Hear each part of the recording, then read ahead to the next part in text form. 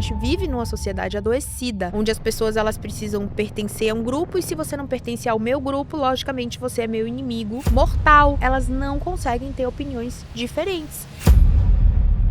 Fernanda Landeiro é psicóloga, doutora pela UFBA e formada nos maiores centros de TCC do mundo, como o Beck Institute nos Estados Unidos, a Universidade de Oxford no Reino Unido e Albert Ellis Institute. Hoje as pessoas estão mentalmente doentes por uma série de fatores. Esse mundo caótico que a gente vive, uma pressão absurda de rede social. Se você viaja e eu tô em minha casa, então isso me faz mal. A pessoa tá lá, em Paris, comendo num restaurante caríssimo, tirando fotos na torre, e eu tô aqui dentro de casa, mal tem uma Netflix pra assistir, nem o iFood eu posso pedir, que esse mês tá apertado. Isso automaticamente gera uma comparação imediata. Então, como que eu lido com isso? A ansiedade, a cobrança. Com quase 20 anos de clínica e milhares de profissionais formados, ela é referência em psicologia baseada em evidências no Brasil. Enquanto eu acho que os meus problemas são por causa do meu marido, da minha mãe, do mundo, enquanto eu fico nesse discurso, eu não vou mudar nunca. Se eu acho que o meu problema é por sua causa, o que eu posso fazer? Freud já falava isso em 1900. Pois é. Qual é a sua questão na desordem que você se queixa? Nesta conversa, falamos sobre transtornos como depressão, narcisismo, TDAH, suicídio na adolescência, vícios em pornografia e a banalização dos diagnósticos nas redes sociais. A pornografia, o jogo online, as compras compulsivas, não é fácil tratar isso. O vício em pornografia, ele traz um prejuízo imenso para a vida da pessoa, mas ele também traz um prazer, né, que é absurdo.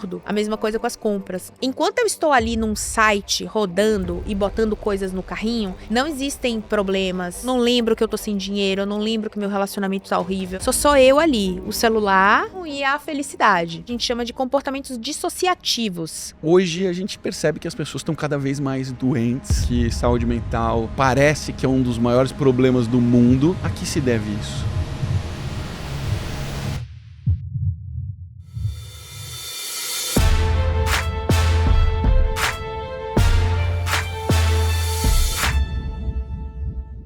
Fernanda, hoje a gente percebe que as pessoas estão cada vez mais doentes, a gente percebe que saúde mental, especialmente no Brasil, parece que é um dos maiores problemas do mundo. A que se deve isso? Qualquer resposta simples para um problema complexo é a resposta errada, né? A gente pode pensar aí em talvez múltiplos fatores para isso. A gente vive num mundo hiperconectado, e obviamente isso aumenta a ansiedade das pessoas. As pessoas cada vez mais buscam soluções rápidas para os problemas, o que na verdade é na contramão, muitas vezes, da solução dos problemas. Então você tem o grande exemplo aí hoje das canetas emagrecedoras, né, que se tornaram as empresas mais ricas do mundo, né, e isso é a busca de soluções rápidas. A gente sabe como é que resolve, entre aspas, ou pelo menos como que melhora muito o problema do sobrepeso, da obesidade, do emagrecimento. É através da modificação do comportamento. Todo mundo sabe disso a essa altura. Mas o que as pessoas fazem? As pessoas buscam uma solução rápida. Então, hoje as pessoas estão doentes, mentalmente doentes, por uma série de fatores. Esse mundo caótico que a gente vive, uma pressão absurda de rede social por performance, né? E se você viaja e eu tô em minha casa, então isso me faz mal. E antes, para eu saber que você tinha viajado, eu tinha que ir na sua casa, você tinha que pegar o seu álbum de fotos. Né? Quando a gente era criança, a gente ia na casa da tia, ela trazia aqueles álbuns de fotos para mostrar as viagens. Hoje você sabe que a pessoa tá viajando em tempo real. Você sabe onde ela tá, o que ela tá comendo, o que ela tá fazendo. E isso automaticamente gera uma comparação imediata com a sua vida. Poxa, a pessoa tá lá em Paris, comendo num restaurante caríssimo, tirando fotos na torre, e eu tô aqui dentro de casa, mal tem uma Netflix para assistir, nem o iFood eu posso pedir, que esse mês tá apertado, né? Então, como que eu lido com isso? A ansiedade, a cobrança, a tristeza, e aí, a depender dos fatores de personalidade de cada um, aí você vai ter uma tendência mais, né, para sintomas depressivos, mais para ansiedade, enfim. O período da primeira infância e até a adolescência, a gente sabe que a gente ainda não está com o cérebro totalmente formado, né? O córtex pré-frontal ainda não formou. Qual que é o impacto de fato das redes sociais? Eu tive a oportunidade de assistir aquela série Adolescents na Netflix. Sim. Foi muito chocante aquilo ali pra mim. As pessoas estavam, Marcelo, fala um pouco desse bullying aí velado e tal. Eu não entendi o que estava falando. Eu falei, deixa eu assistir pra eu entender do que se trata.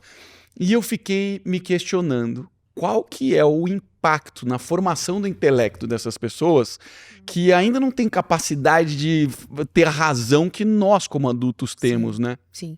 Tudo o que acontece na infância, principalmente, na adolescência também, tem um impacto muito maior na nossa vida, porque a gente não tem recursos suficientes para lidar, tanto do ponto de vista da neurociência, como repertório comportamental mesmo para lidar. Então, eu sempre dou um exemplo extremo para a gente entender. Imagina que eu saio daqui hoje, aqui nessa rua em São Paulo, e eu sou violentada sexualmente, tá? Saindo aqui, caminhando para ir pegar um táxi, alguém me aborda e eu sou violentada sexualmente. Isso vai ter um impacto na minha vida? Sem sombra de dúvidas.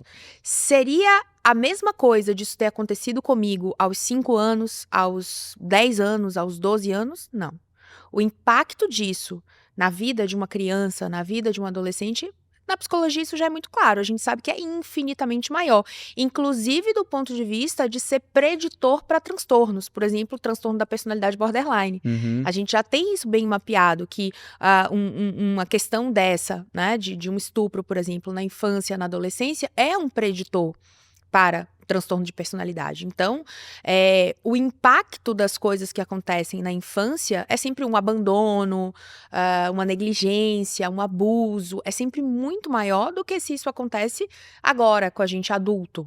Ainda que tenha impacto, mas o impacto ele vai ser bem diferente, porque hoje eu tenho recursos para lidar com isso, por mais terrível que seja, não tô, pelo amor de Deus, minimizando, né, a dor de quem passa por isso na vida adulta, não, mas a gente tem muito mais recursos para lidar com isso quando a gente tem 30, 40, 50 anos do que quando a gente tem 10, quando a gente tem 5, quando a gente tem 8.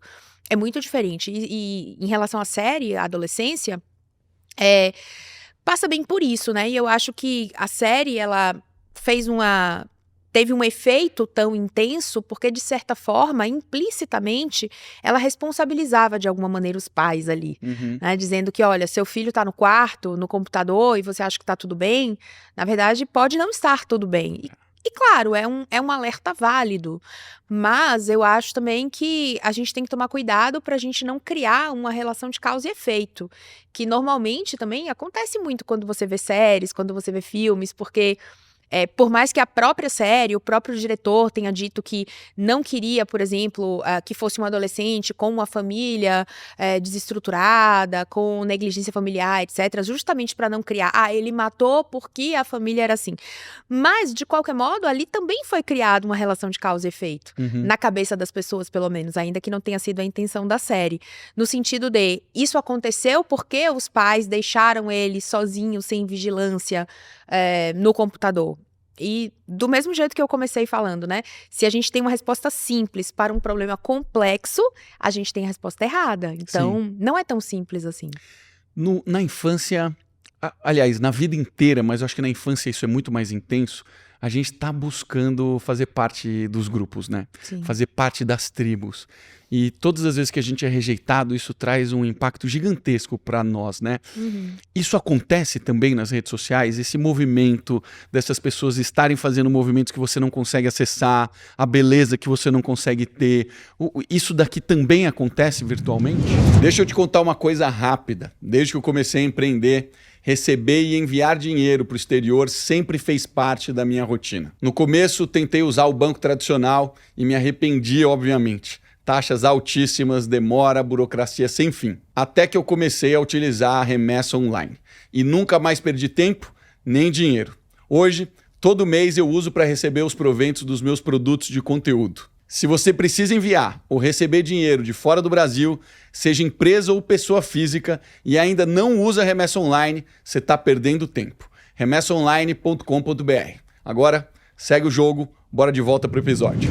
Claro, e o impacto disso na adolescência é absurdo, né? Como você falou, na adolescência a gente tem esse momento da vida onde o que a gente quer, o que a gente precisa é ser aceito, é fazer parte de um grupo, é pertencer. E isso hoje se dá também no campo do virtual para os adolescentes. Você estar no grupo do WhatsApp da sala. Minha filha tem 12 anos, né? Então tá bem entrando, vai fazer 13 esse ano. Então ela tá bem entrando nessa fase. E aí, claro, eu monitoro tudo, mas ela tem um grupo de WhatsApp que é as mais legais do A. O A é a turma dela, né? E aí, tipo, tem algumas meninas lá que são as mais legais que elas mesmas se intitularam. Mas assim, eu imagino que as outras que não fazem parte, quando descobrem, né, esse grupo, enfim, como que se sentem. Então, isso é natural. Eu converso muito com a minha filha sobre isso, né? No ano passado, ela quis fazer o aniversário dela, e aí ela falou, eu vou convidar algumas meninas da sala, mas eu não vou convidar fulana, fulana, fulana. Eu falei, ou você vai convidar todo mundo, ou você não vai convidar ninguém. Que legal. Porque, né, você não... Tudo bem, eram só as meninas, porque ia ser um jantarzinho, ok, mas... Ou você vai convidar todas as meninas da sala, ou você não vai convidar, ou não vai ter festa. Pelo vai menos sair na minha eu, educação você... sempre foi assim, tem que ir todo mundo, né? Tem que ir todo mundo, porque não existe isso. Inclusive, uma das meninas que ela não queria convidar, hoje se tornou uma das melhores amigas dela. Olha, que maravilhoso. E aí ela dizia, mãe, eu não vou convidar fulana, porque fulana é uma planta, mãe. Fulana fica lá, ela não faz nada. E aí hoje, quando ela faz, mãe, fulaninha pode vir aqui pra casa, eu digo, a planta? Você vai convidar a planta? Ela... Para, mãe, ela é minha amiga. Eu falei, mas ela era a planta no ano passado. Então, assim, eu tô sempre tentando mostrar pra ela o quanto que não é legal esse movimento, mas que é natural esse movimento, né? É natural da adolescência. E aí, o que que a gente precisa fazer enquanto pai, enquanto mãe? A gente precisa estar por trás, orientando, né? E aí eu falo brincando a planta, mas assim, sentei com ela e conversei. Eu falei, imagina se você não tivesse convidado ela. Vocês estariam amigas hoje? Possivelmente não, porque a menina ia se sentir excluída, rejeitada, porque não foi na festa, e ela não ia se aproximar de você. Mas o fato de você ter convidado ela para a festa, mesmo ela sendo a planta, mesmo ela não sendo tão amiga de vocês, aproximou vocês. E vocês descobriram que ela é uma menina super legal também, e hoje vocês são amigas. Então, assim, eu acho que muitas vezes o problema não tá na rede social em si, não tá na ferramenta, tá na base. Sim. Eu acho que precisa ter essa base, precisa ter essa conversa, precisa ter esse acompanhamento, que eu acho que boa parte dos problemas talvez sejam minimizados. Eu adoro conversar com os mais jovens para você entender uma realidade que não é tão acessível assim pra gente, né? Eles usam termos diferentes, siglas diferentes. E eu me recordo de ter a sensação em alguns grupos, então não é generalizado, é uma sensação isolada, de que uma parte dessa geração começou a aceitar melhor o que a minha geração não aceitava. O bullying era institucionalizado, então quem era diferente era zoado. Qualquer coisa que acontecia ali meio fora do padrão que ninguém gostava, pronto, virava uma zona. Eu tive a sensação de que isso mudou um pouco, né?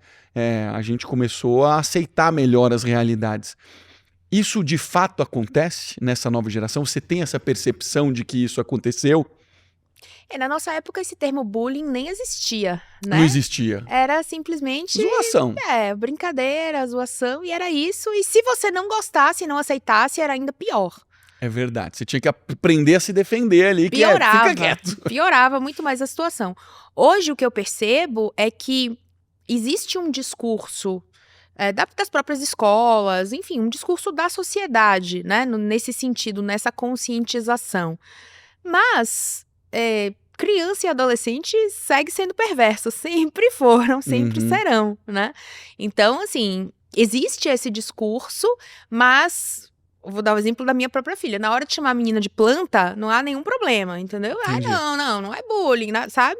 Então, assim, eu percebo que as coisas ainda acontecem, percebo isso na clínica, percebo isso na minha casa, na escola da minha filha, mas a coisa... o discurso é um, às vezes, e a prática é outra, sabe? A motivação deve ser outra, né? Deve ser a motivação por pertencer no grupo, que assim, se você não faz isso, então... E assim, a exclusão continua existindo, sabe? Os diferentes continuam existindo, os grupos fechadinhos continuam existindo. Então, na prática, por mais que o discurso mude, o ser humano, ele continua tendo um padrão de comportamento, né? Fernanda, eu ainda não tenho filhos, mas eu percebi conversando com amigos e observando as notícias e os eventos que começou a acontecer algo que não acontecia na nossa época, que é o suicídio de adolescentes. Eu, sinceramente, não me recordo de alguém se suicidar na minha época.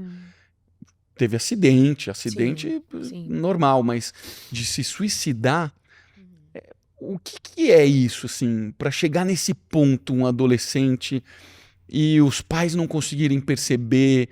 Como é que alguém que hoje tem filho deveria se preocupar para não tomar esse susto? Porque quem deixou isso acontecer realmente não deve ter percebido, né? Sim, claro. O suicídio é um fenômeno complexo que envolve muitas variáveis, mas basicamente, se a gente tentar resumir, a gente vai se deparar com duas variáveis bem importantes, que é um transtorno depressivo e o que a gente chama de desesperança, que são duas coisas diferentes que estão interligadas. Por exemplo, você pode se sentir muito triste. Muito triste. Aconteceu alguma coisa na sua vida e você tá muito triste, independente da gente diagnosticar aqui como um quadro depressivo ou não, mas uma tristeza muito grande. Mas quando você olha para o futuro, você diz, não, eu acho que as coisas vão melhorar, sabe? Tá muito ruim hoje, por isso, mas assim, quando eu olho para frente, eu vejo luz. Eu acho que lá na frente eu vou estar melhor e eu vou reconstruir minha vida e tudo vai ficar bem. Isso é uma coisa. Outra coisa é, a pessoa tá muito, muito triste, tá num quadro depressivo, e quando ela olha pra frente, ela não vê nada, ela só vê escuridão. Então, isso é o que a gente chama de desesperança. Então, quando essas duas coisas, elas estão associadas à tristeza profunda, à depressão e à desesperança, aí a gente tem um risco muito aumentado de suicídio. E o que acontece muitas vezes, que acaba sendo negligenciado, é que ainda existe um discurso no senso comum das pessoas em geral que a pessoa tomou uma cartela de remédio para chamar atenção. Fala-se muito isso, né? Fala-se muito isso. E o que ocorre? O que a gente sabe na prática é o seguinte: se você já tentou suicídio uma vez, mesmo que tenha sido com 4 comprimidos, sua intenção ali era morrer, ainda que você tenha feito de uma maneira atrapalhada, mas de fato você tinha intenção. A chance de você tentar uma segunda vez é muito maior. A chance de você tentar, se você já tentou 2 vezes, a chance de você tentar uma terceira. Então, cada vez que você tenta, você aumenta a chance de você tentar de novo. E a gente sabe também que muitas vezes as coisas acontecem por acidente. Então, mesmo que a pessoa só queira, entre muitas aspas, chamar a atenção, você não sabe quantas cartelas de Rivotril são suficientes. Ninguém sabe, na verdade, né? Para que você morra. Eu também não sei. Então, é muito, muito perigoso esse discurso. Muito perigoso. E eu escuto também, quem quer suicidar, se suicida. Pois é, esse é um discurso do senso comum perigosíssimo, porque uma pessoa que toma, pode ser 4 comprimidos, 5 comprimidos, uma cartela, ainda que a gente saiba racionalmente que a chance da pessoa morrer com isso é muito pequena, aquilo ali é um pedido de ajuda, é um pedido de socorro. E se ela não conseguir dessa vez, a chance dela tentar de novo é muito alta. E aí a gente cada vez vai correndo mais risco. Indo para fase adulta já. A gente tá, eu escutei falar, e você confirma se é isso, se estiver atualizada, que o Brasil é um dos lugares que as pessoas mais sofrem de depressão. Isso certamente está acontecendo por todas essas questões que você já comentou. Quais são os principais transtornos que a gente começa a ter depois que a gente entra num processo de depressão e a gente não entende, não trata, não desenvolve, porque às vezes a pessoa nem percebe que tá, né? O que acontece ali quando a pessoa está se encaminhando para esse quadro? Quando a gente tem um transtorno mental, qualquer que seja depressão, seja ansiedade, seja qualquer outro, a gente tem um risco aumentado de ter mais de um transtorno. Vira uma bola de neve. Então, por exemplo, depressão e ansiedade são transtornos que estão extremamente associados. Então, se você já tem um diagnóstico de um transtorno mental, a chance de você ter outro é muito maior. O que faz uma pessoa ter um transtorno? Que foi basicamente, né, a sua pergunta.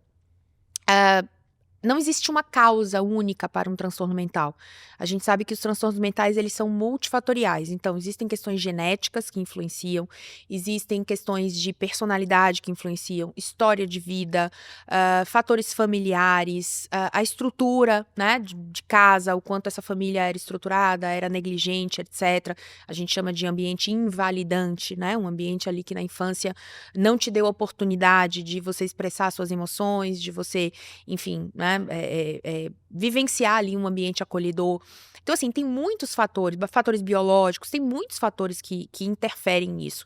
A depender do transtorno, a gente vai ter fatores que são mais preponderantes e outros transtornos vão ser outros fatores. Por exemplo, quando a gente fala de esquizofrenia, que é a loucura, né, no senso comum, aquela pessoa que delira, que alucina, que acha que é Jesus Cristo, que ouve vozes, isso é o que a gente chama de transtornos psicóticos, a esquizofrenia é um deles. É extremamente genética. Então, se você tem um pai e uma mãe esquizofrênica, por exemplo, a chance de você ter é altíssima. Se você tem um irmão gêmeo que tem esquizofrenia, a chance de você também desenvolver esquizofrenia é 80%. Transtorno bipolar, a mesma coisa, né? Que é um transtorno de humor. Então, você tem aquela pessoa que em um momento ela tá muito triste, em outro momento ela tá muito eufórica, muito animada, que é o que a gente chama de mania. Então, a chance de, se você tem um pai, uma mãe com transtorno bipolar, a chance de você desenvolver também é alta. Já tem outros transtornos que dependem mais do ambiente, por exemplo, transtornos de personalidade, né? Tem mais a ver com o ambiente onde você cresceu, com a família, com questões da sua própria personalidade, que também são herdadas. Então, a depender do transtorno, você vai ter mais uma influência genética, biológica ou uma influência mais ambiental, comportamental.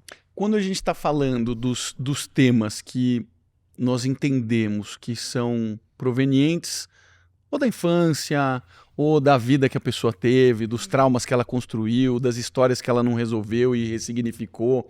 Quando a gente está falando desses assuntos, qual que é o desafio em tratar uma pessoa assim? Onde normalmente se reside o obstáculo da pessoa conseguir ter um progresso no tratamento dela? Reside nela mesma, né? 90% das vezes, é claro que uma família, uma rede de apoio interfere, influencia positivamente ou negativamente nisso, mas assim, eu diria que 80% é fatores da própria pessoa, né? Então, a vontade dela de melhorar, de se engajar no tratamento, tratamento psicológico não é um tratamento fácil, necessariamente. É um tratamento que vai exigir muito de você. Vai exigir muito esforço, vai exigir muita dedicação, modificar qualquer comportamento é dificílimo. Sim. Mesmo que você queira muito modificar um comportamento seu, qualquer que seja, né? Sei lá, eu fumo cigarro, eu bebo mais do que eu gostaria, eu não faço atividade física que eu gostaria de fazer. Qualquer comportamento que você queira modificar vai exigir um esforço de você gigante, porque por mais que aquele comportamento ele lhe prejudique, ele também lhe traz benefícios. Não existe um comportamento que seja só prejudicial. Se fosse só prejudicial, você abandonaria aquele comportamento é mais fácil. em 30 segundos, né? Então não existe um comportamento que seja imotivado, que não tenha uma motivação, sabe? Eu gosto sempre de dar exemplos extremos, porque eu acho que fica muito, muito didático. Imagine que a gente tá aqui conversando, do nada eu saco uma arma aqui, eu dou 3 tiros em você e eu te mato. Aparentemente, esse comportamento meu é completamente louco, não tem sentido nenhum, mas talvez se você tentar entender, pra mim tenha um sentido. Eu queria finalizar aquela conversa, pra mim tava chato, tava desagradável, eu tava ansiosa, então, como tinha uma arma aqui, eu peguei e dei 3 tiros nele. Ainda que isso vá acabar com a minha vida, né? Tem várias testemunhas aqui, eu vou ser presa, vou passar 30 anos num presídio, enfim, mas pensando numa gratificação imediata, o meu comportamento tem um sentido. Então, fui para um exemplo extremo, agora vamos voltar para um exemplo. O cigarro, por exemplo, a bebida, eles são prejudiciais em muitos aspectos, mas também, né, muitas pessoas que fumam falam, o cigarro é um companheiro. Muitas vezes, quando eu tô sozinho, eu vou lá pra varanda, eu fico ali fumando cigarro, eu consigo pensar melhor na vida, né, eu consigo refletir sobre várias coisas. Então, todo comportamento, ele tem algo que pode ter algo que te prejudica, mas também tem algo que mantém aquele comportamento ali. Então, muitas vezes, a pessoa ela vai procurar acompanhamento psicológico, ela vai buscar terapia, e ela quer realmente muito mudar, ela quer realmente muito parar com aqueles comportamentos que prejudicam ela. Mas, por outro lado, aquilo também traz um benefício. E aí fica essa ambivalência quase sempre, né? De que, poxa, eu sei que eu preciso parar de comer porque eu tô obesa, porque isso me prejudica muito, mas ao mesmo tempo, a comida é minha fonte de prazer.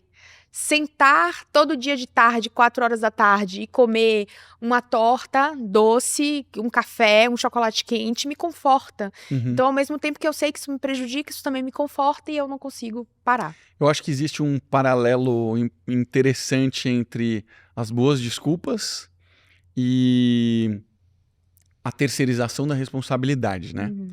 Então, eu vejo muitas situações onde a pessoa, ela vibra. Os textos que eu escrevo, eu ataco alguns comportamentos e eu vejo que algumas pessoas comemoram, mas elas comemoram do jeito errado, que é quase que para provar que ela está isenta da responsabilidade. Então, Sim. se eu ataco o homem no papel de homem num relacionamento, as mulheres vibram porque fala, tá vendo? Ó, é o homem que é frouxo, é o homem que está errado. E isso, às vezes, deve ser um desafio complexo no tratamento, eu imagino, né? Sim. Porque a pessoa está vivendo a própria mentira ali, né? Isso. E como é que isso se dá sob a ótica psicológica? Porque muitas vezes a gente sabe que o psicólogo não vai lá e fala assim, fulano, é isso, é desse jeito, dessa forma. A gente precisa fazer o quê? Que a própria pessoa chegue à conclusão? Como é que é isso? Isso. A gente chama isso de autorresponsabilização, que é parte fundamental do tratamento. Enquanto eu acho que os meus problemas são por causa do meu marido, da minha mãe, do meu pai, de quem quer que seja, do mundo, do governo, enquanto eu fico nesse discurso, eu não vou mudar nunca. Porque entenda, se eu acho que o meu problema é por sua causa, o que eu posso fazer? Eu converso com você e você não muda. E você bota a culpa em mim, mas eu acho que a culpa é toda sua. Então, parte fundamental do tratamento é a autorresponsabilização, né? Freud tem uma frase lindíssima que é: qual é a sua questão na desordem que você se queixa, né? Então, assim, o que você tem a ver com isso? Você está se queixando, ok, maravilha, mas qual é a sua responsabilidade nisso? Então, um ponto fundamental, desde 1900, né? Hoje a gente nem utiliza mais a psicanálise, assim, tô citando Freud, mas a gente nem utiliza mais a psicanálise como um tratamento, de fato, hoje dentro da psicologia. É muito mais uma história, mas assim, Freud já falava isso em 1900. Pois é. Né? E ainda hoje isso é parte fundamental do tratamento. E aí você perguntou como que a gente faz isso. A gente faz isso através de um método que a gente chama de questionamento socrático, que é fazer o que Sócrates fazia de fato. Ele não dava respostas para os alunos dele, porque ele acreditava que se você chegasse na resposta, você aprenderia mais. Uhum. Então, eu chegar para você e dizer, olha, Marcelo, é assim, assim, assim, assim.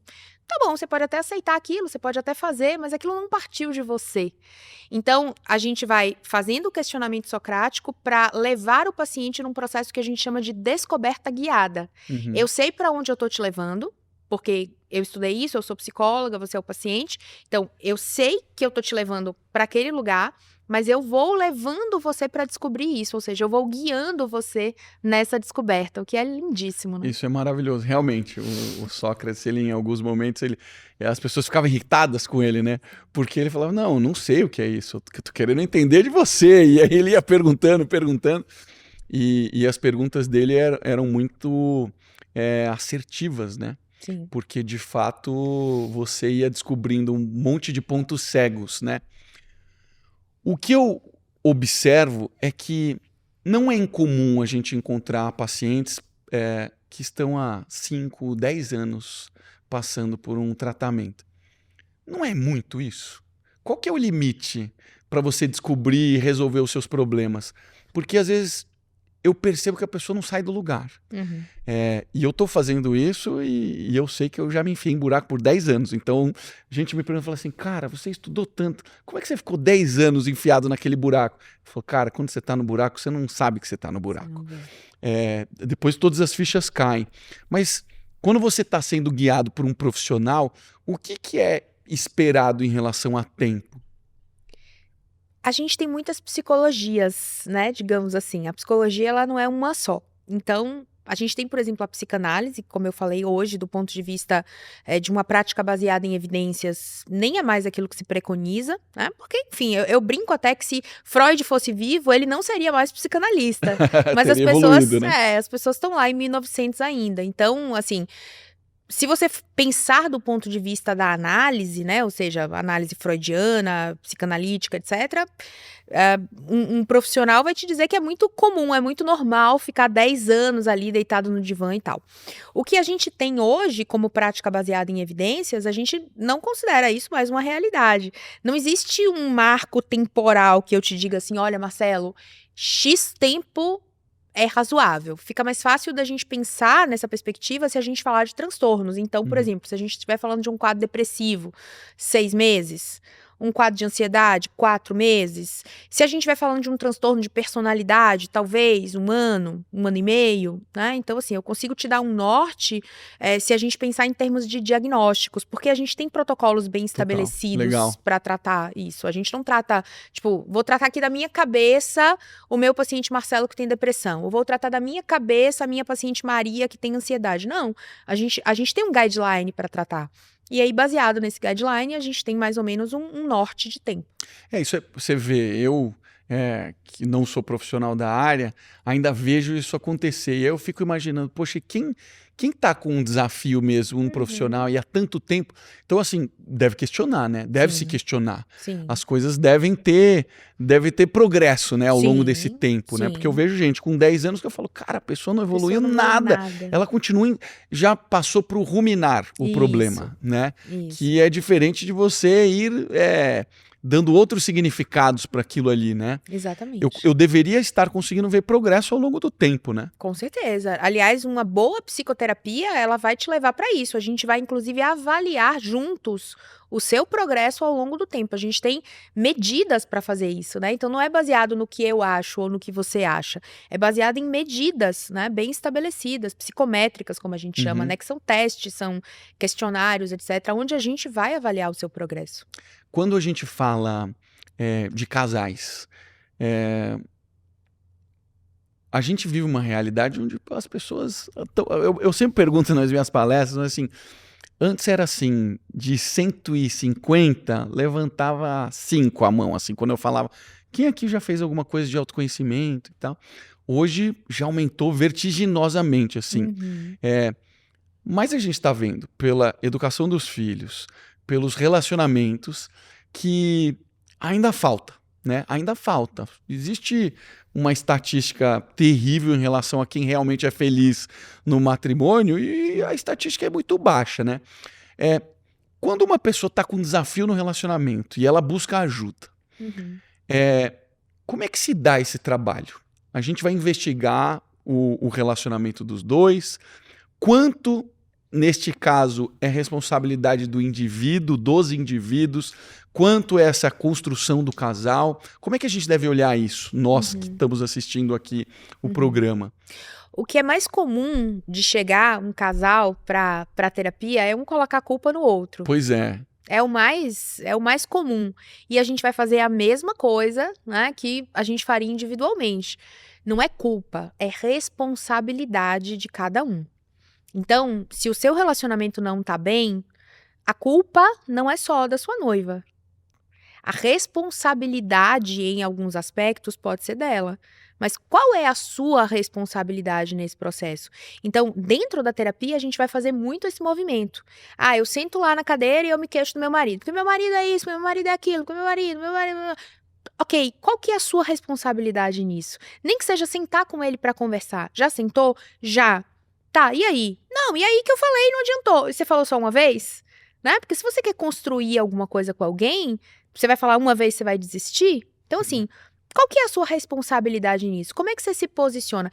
Quando a gente sai da queixa, da culpa, e a gente tenta entender o processo de qual é a minha responsabilidade, qual é a responsabilidade da outra pessoa e como a gente pode caminhar juntos para construir isso de uma maneira diferente, se esse for o nosso desejo.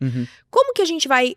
porque hoje a coisa está muito imediatista, né, Marcelo? Então, assim, eu quero emagrecer, eu não vou mudar o meu comportamento, eu vou tomar eu acho que... tô falando a pílula mágica. Da caneta, porque assim, eu acho que ela algo é um símbolo emblemático da nossa geração, é algo emblemático do que a gente vive hoje. E não é que seja ruim, entenda. Muitas pessoas, de fato, precisam da medicação para a obesidade, assim como muitas outras precisam da cirurgia bariátrica. Não é esse o ponto, não. O ponto é, a gente busca uma resposta rápida, uma solução rápida, um vídeo de 30 segundos. Ah, eu não tenho paciência para assistir um podcast porque é 1 hora, 2 horas. Eu quero um corte de 15 segundos. Então, isso é a tônica da nossa sociedade hoje, né? Uma sociedade líquida, uma sociedade que as coisas têm que ser rápidas, tem que ser para agora. Eu quero perder 20 quilos, mas eu quero perder até o verão, até dezembro, para botar o biquíni. eu sei que eu preciso fazer um monte de coisa, mas agora não. Depois que eu emagrecer, e aí vem o discurso, a narrativa que justifica isso. Depois que eu emagrecer, eu vou me sentir melhor e aí eu vou começar a fazer as coisas que eu de fato preciso fazer. Não, não vai. Não vai, porque não tem autorresponsabilização nisso, né? Então assim, não, se o meu marido mudar, daí eu vou melhorar também. Não, não vai, né? Não vai, porque ou a coisa vai caminhar para e passo ali, a gente vai fazer com que as coisas se alinhem para a gente chegar num ponto, ou achar que eu vou comprar uma solução mágica e depois lá na frente as coisas vão se arrumar. Não, não vão se arrumar, né? Infelizmente. Como é que você não se irrita quando o problema tá na cara do paciente e ele tá se enganando? Mas tá é meu trabalho, como que eu vou me irritar? Como é que é essa habilidade? Porque, obviamente, eu falo muito direto, né? Pô, eu não sou especialista, mas eu falo sobre as coisas que eu vivi. Eu falo sobre as coisas que eu vivi, os buracos que eu me enfiei. Então eu vou direto ao ponto. Eu falo, galera, ó, eu não enxergava isso, comecei a perceber, foi isso que eu comecei a fazer. Mas eu vejo que as pessoas adoram se enganar, né? Sim. E usualmente, quem evolui um pouquinho, você tenta puxar as pessoas que estão contigo, né? Só que às vezes elas não querem ir, né? Como é que você faz? Te incomoda ou não incomoda? No meu trabalho, não. Não te incomoda. Não, de Quando jeito você vê a nenhum. pessoa se enganando, não... Eu entendo que é parte do processo Parte do dela. processo pra você. E muitas pessoas, muitas vezes, abandonam a terapia porque não estão dispostas a enfrentar a verdade, a realidade, e tá tudo bem. A gente, enquanto profissional da psicologia, se mantém aberto e disponível para que talvez em outro momento lá na frente essa pessoa possa voltar. Acho que eu nunca seria outro, psicólogo. não é fácil. Num outro momento de vida, né? Eu tenho aí, quase 20 anos, né, de prática clínica. Então, assim, eu já vivi várias situações. Não, já tive várias situações engraçadas, assim, sabe? Que tinha um paciente que tava solteiro e era a cara da outra paciente. E eu ficava, meu Deus, eu queria poder apresentar os dois. Eu acho que ia dar certo, sabe? Mas, enfim, não é meu papel, não é função do psicólogo isso. Mas tem muita situação, assim, sabe? Engraçada, assim, que você vê e fala, cara, como é que a pessoa não tá vendo isso, meu Deus? Deve ser muito curioso, né? Faz parte do processo da pessoa. Isso não irrita, né? Enfim, um bom profissional não vai ficar irritado com isso. Ele vai entender que as pessoas, né, tem ali o seu processo, elas estão passando por momentos, às vezes, que são... Existe muita dor, existe muito sofrimento, né, num consultório psicológico, assim. Não é algo leve, não é algo suave, muitas vezes. É algo muito difícil, muito dolorido. Não existe nenhuma vertente que você pode ser mais literal? Não existe nenhum tipo de pessoa que aceite melhor? Existe. A terapia cognitivo-comportamental, por exemplo, né, que é a abordagem que eu adoto, ela é bastante diretiva, né? A gente considera a TCC uma abordagem diretiva dentro da psicologia. Então, por exemplo, se você for para o outro extremo, que é a psicanálise, onde em muitas sessões o psicanalista lá, ele não vai te dizer uma palavra... A gente, né, da TCC, das abordagens cognitivo-comportamentais, que hoje a gente considera no plural, né, são várias dentro das TCCs, a gente é muito diretivo, né, do que é possível ser dentro da psicologia. A gente, de certa maneira, a gente conduz ali o paciente bastante, inclusive. Vou te contar minha primeira experiência. Todo mundo fala assim, pô, você nunca fez terapia? Eu falei, nunca, você tem que fazer, é maravilhoso. Eu falei, tá bom, vai. Entrei no Google. Pesquisei, sabia nada de psicologia. Achei uma pessoa que ficava a 2 quadras do meu escritório. Falei, vou fazer terapia. Ai, meu Deus, não sei nem se eu quero ouvir o resto. Peguei uma psicanalista. Ai, Jesus. Falei, deita aí no divã. Ai, aí eu falo, tá bom, nunca fiz terapia. O que eu faço? Você fala? Fala o que você quiser. Ué, mas eu falo o quê? Eu sou programador, Fernanda, lembra? Se não me der a diretiva clara. Falou, não sei, eu falo do quê? Do que você quiser. Não, mas como assim do que eu quiser? Cara, juro por Deus, eu não durei muito. Você não voltou mais, né? Claro. Obviamente, não durei muito, assim, claro. Porque... E isso também aconteceu quando eu fui fazer coach pela primeira vez, que eu ainda não tinha trabalhado, assim. Eu falei, Marcelo, quais são os seus problemas? Eu falei, não sei, eu vim aqui para descobrir quais são os meus problemas. Você não tá pronto para fazer coach. Ai. Então, para mim foi desafiador no começo, assim, sabe? Porque... eu tava tentando fazer o que todo mundo falava que eu precisava fazer e eu não conseguia, assim. Então, talvez alguém tenha passado por isso, pra você entender que terapia não é sempre assim. Eu tive má Sim. sorte de entrar Não, com com alguns certeza, profissionais não é. que não souberam conduzir essa Conduzir. entrada, né? Claro, claro, claro. Inclusive, quando o paciente chega pela primeira vez, né, num consultório, vamos pensar dentro da TCC, né? A gente vai conduzir completamente. Então, assim, eu vou te dizer o que você precisa falar. Eu preciso primeiro entender por que você veio aqui e um pouco da sua história de vida. Então, a gente vai começar por aí, né? Quem é você? O que aconteceu com você? Como que você chegou até aqui hoje, né? Então, uma série de perguntas que a gente já tem estruturadas, assim, para conduzir. Porque, de fato, fala sobre o que você quiser, sobre qualquer coisa. Ah, tá, vou recitar aqui a receita de bolo de chocolate. Sei lá, não é falar sobre qualquer coisa, Pois entende? é. A gente que é que nem quando você vai no médico, né? O tratamento psicológico hoje é um tratamento, Uhum. né? Não é uma coisa assim aleatória. Então, quando você chega no médico, o que o médico te pergunta? Por que você veio aqui? Pois é. O que tá acontecendo com você? Né? Ah, eu vim aqui porque tá doendo a minha mão. Então tá bom, vamos fazer um raio-x, vamos ver o que tem na mão. Então é muito parecido, sabe? Você veio até o meu consultório, você veio me procurar enquanto psicóloga. Algo te moveu. Ah, eu não sei exatamente o que me moveu a vir aqui hoje. Eu, sei lá, muitos pacientes chegam assim, E inclusive, né? autoconhecimento? Chega hoje gente falando assim, eu quero melhorar Eu autoconhecimento. quero me conhecer, Quero sim, me conhecer mais. sim, Chega? sim, Isso já é mais comum. chega bastante, né? Porque hoje vivemos o boom da psicologia. Total. Eu decidi fazer psicologia com 14 anos de idade e nunca entendi por que as pessoas não eram completamente apaixonadas por psicologia, né? Psicologia era considerada uma coisa de maluco, uma coisa, Verdade. assim, meio fora. E hoje chegou o momento onde as pessoas querem se conhecer, querem fazer terapia, querem entender o comportamento, né? O que é isso que teve na série Adolescência? E aquela série tal, o protagonista é o quê? Ele é narcisista, né? Então, assim, é muito legal, assim, eu fico... Meu olho chega até brilha, eu fico extremamente maravilhoso feliz que hoje a sociedade valoriza a psicologia, reconhece o quanto a psicologia é algo fundamental pro nosso entendimento, pra nossa vida, né? Se a gente estuda psicologia, se a gente sabe psicologia, nossa, isso eu acho que devia ser um curso obrigatório. Eu também acho, assim, no quesito de você como ser humano se entender, né?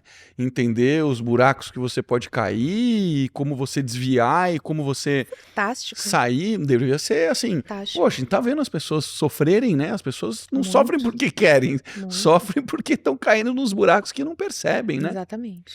Hoje eu escrevi um texto sobre narcisismo. Fazia tempo que eu não pesquisava sobre isso. Uhum. E é um texto que deve sair, acho que no final da semana. Acho que a gente está com uns 3 dias de antecedência.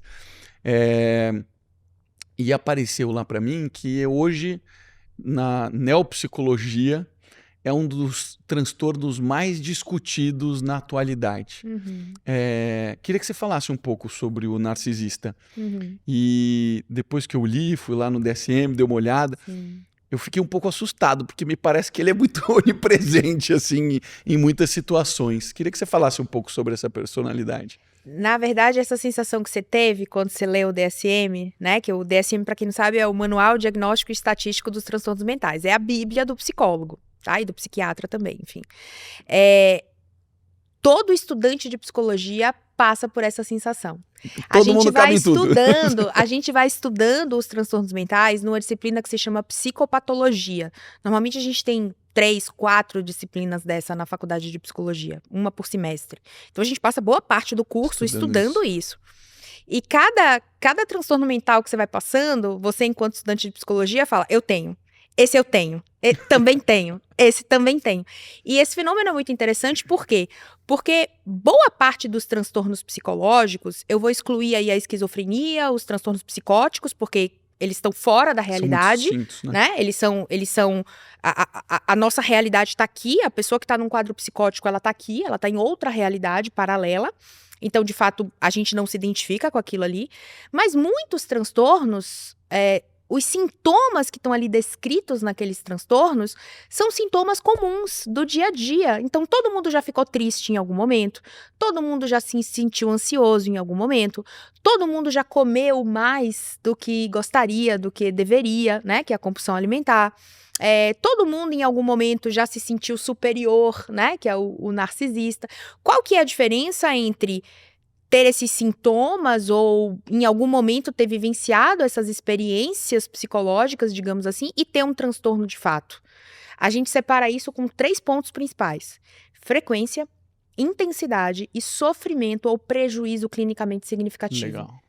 Então você pode, em um momento ou outro, se sentir triste, mas isso não é muito frequente, isso não é intenso o suficiente e isso não causa sofrimento nem prejuízo na sua vida. Então você não tem um transtorno depressivo maior, por exemplo. Entendi. A mesma coisa com ansiedade. Em alguns momentos você sente que você está mais agitado, mais ofegante, que você está um pouco mais ansioso, mas isso acontece com uma frequência não muito alta, com uma intensidade controlada ali, que você consegue lidar com aquilo, e isso não lhe causa prejuízo ou sofrimento. A partir do momento em que esses sintomas, eles começam a ser muito frequentes na sua vida, todos os dias, ou praticamente todos os dias, que eles são muito intensos a ponto de você não conseguir manejar, e eles começam a te causar sofrimento ou prejuízo, exemplo, você tinha esse podcast marcado comigo, daí você teve que desmarcar, você não conseguiu vir, porque você estava tão triste, ou você estava com tanta ansiedade, que você teve que desmarcar um compromisso de trabalho. Ou você tem uma festa para ir hoje à noite, mas você está se sentindo tão mal, tão triste, tão ansioso que você não vai para a festa. Então, quando começa nesse aspecto, aí sim a gente começa a pensar num transtorno. E aí voltando para o narcisista, né? Só para esclarecer essa diferença Legal, primeiro. muito bom. Mas aí voltando para o narcisista, né? O que é o transtorno da personalidade narcisista? É um indivíduo que se considera superior aos demais, que acredita que todo mundo sente inveja dele, que acredita que tem mais direitos do que as outras pessoas, justamente por ser superior, né? Então, se tem uma fila aqui, a pessoa considera que ela não tem que ficar na fila. Ela vai passar na frente de todo mundo, por quê? Porque ela é superior. Tem ideias de poder, sucesso, dinheiro, beleza, amor ilimitados. Quer se relacionar o tempo todo com pessoas ou muito ricas, ou muito bem-sucedidas, ou muito importantes, influentes, porque ela quer associar a imagem dela a essas pessoas, isso para ela é muito importante. Então, esses são alguns dos sintomas do transtorno da personalidade narcisista. Isso é possível, isso acontece mais com quem tem mais poder, mais dinheiro ou não? Independente de classe. Então, o ovo ou a galinha, né? O que vem primeiro? A pessoa, ela pensa tanto em poder e em dinheiro que ela vai se aproximando dessas pessoas e eventualmente, de fato, consegue. Né? Então, assim, é muito mais comum em homens do que em mulheres, tá? Esse é um ponto bem importante da gente marcar. Então, para cada 3 pessoas com transtorno da personalidade narcisista, 2 vão ser homens, 1 vai ser mulher, né? Caramba, proporção bastante. de 3 para 1. Então, é muito mais comum em homens. Então, assim, é frequente que pessoas com transtorno da personalidade narcisista alcancem cargos altos. Por quê? Porque a vida da pessoa é movida para aquilo. Né? Imagina que você tem um objetivo, que você persegue esse objetivo e existe um fator a mais no narcisista, que é a questão da baixa empatia. Então, ela não se importa muito com as outras pessoas, com o sofrimento dos outros. Então, isso também pode levar certas pessoas a lugares mais altos, porque ela vai passando por cima de todo mundo. Então, não importa se, para tomar o seu lugar aqui no podcast, eu preciso lhe ferir, eu preciso lhe machucar, eu preciso chegar hoje na internet e falar mal de você, falar que você não vale nada, que sei lá, que você fez coisas terríveis. Não importa, porque eu não me importo com você. Né? Então, o narcisista, ele não se incomoda se você vai sofrer, se você tem uma mãe, um pai, poxa, imagina, eu vou falar essas coisas do Marcelo, imagina a mãe dele, né? Isso vai chegar no conhecimento da família, como é que isso vai ser? Não, a pessoa simplesmente não se importa, porque ela só tem um objetivo, ela quer chegar no poder, no sucesso, no dinheiro, na fama, no mais alto degrau, né? Que é o objetivo da vida dela. Então, muitas vezes eles conseguem, né? Por conta disso. Essa vontade, né? Essa força, né? Claro, é o que move o ser humano, né? É o desejo extremo. Você quer muito uma coisa, você vai buscar aquilo incessantemente.